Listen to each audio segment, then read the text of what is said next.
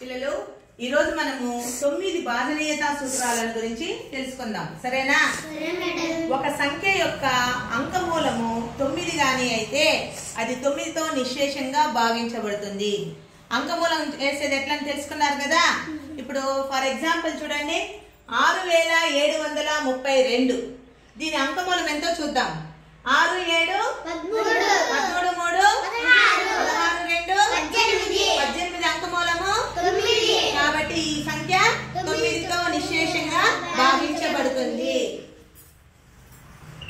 ఇప్పుడు lucky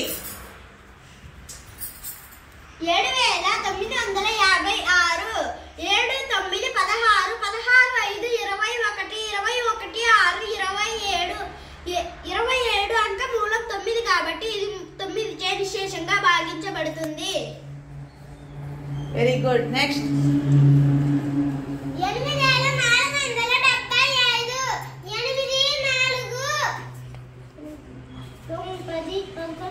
4 9 12 12 7 19 5 24 అంకమూలం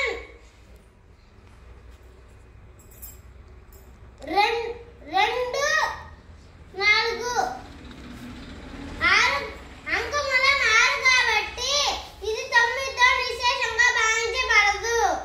very good. Next 5695 5 6 11 11 9 19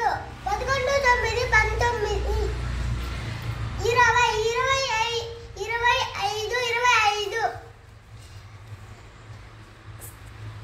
అంతే 9 యొక్క అంకమూలం 25 యొక్క అంకమూలము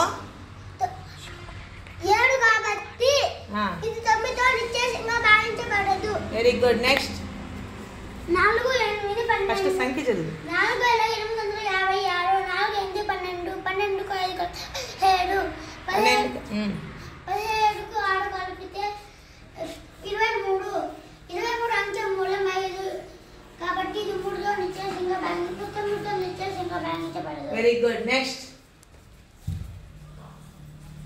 3690 6 3 9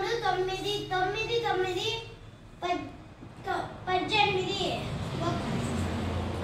అంకమూలం 9 కాబట్టి ఇది 9తో నిశ్శేషంగా భావించబడుతుంది. Very good. నెక్స్ట్ 5364 5 3 8 8 6 14 14 4 18 అంకమూలం 9 కాబట్టి ఇది 3తో నిశ్శేషంగా భావించబడుతుంది. Very good. నెక్స్ట్